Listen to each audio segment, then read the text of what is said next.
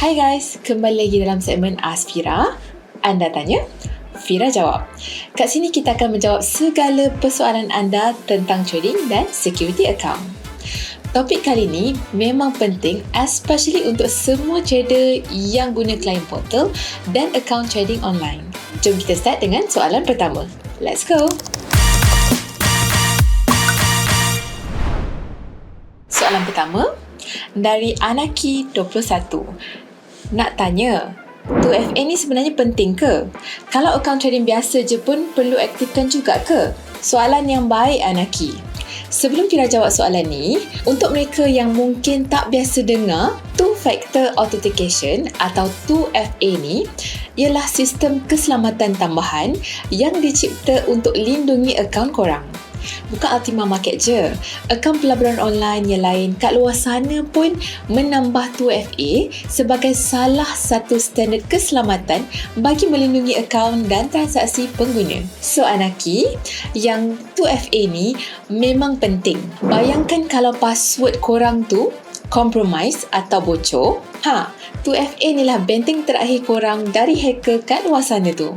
Kami di Altima memang meletakkan standard yang tinggi dalam memastikan keselamatan akaun korang terjamin. Okey, soalan seterusnya daripada Sally FX. Withdrawal sekarang perlu 2FA ke? Dulu tak ada pun. Terima kasih Sally. Okey, kalau sebelum ni nak withdraw ke Altima memang tak perlu buat 2FA ni. Tapi sekarang Altima dah tambah satu lagi lapisan keselamatan untuk lindungi transaksi akaun korang. Ini membantu memastikan setiap akses atau withdrawal disahkan oleh pemilik akaun sebenar, bukan orang luar. Tak susah pun nak set up 2FA ni. Untuk setiap transaksi, kita akan request OTP dari device yang disahkan oleh pemilik akaun. Lepas dapat OTP, masukkan kod dan teruskan transaksi macam biasa. Proses yang lain seperti berapa cepat duit masuk ke akaun korang untuk withdrawal masih sama, tak berubah pun. Untuk korang yang tak biasa dengan setup 2FA ni, Fira dah masukkan link video tutorial kat bahagian caption. Dan akhir sekali, soalan daripada Cik Farah. Hello, I pakai dua phone. Kalau authenticator ada kat phone lain, macam mana?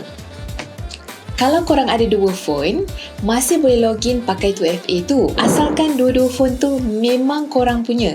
Cuma, kalau phone yang ada Google Authenticator tu tak ada kat tangan korang, yang ni Fira tak boleh bantu. Nak verify macam mana, ya tak?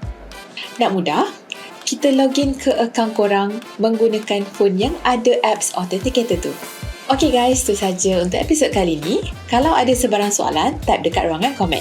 Dan kalau anda belum aktifkan 2FA ni, boleh start aktifkan lepas ni. Jumpa lagi di next episode Ask Fira.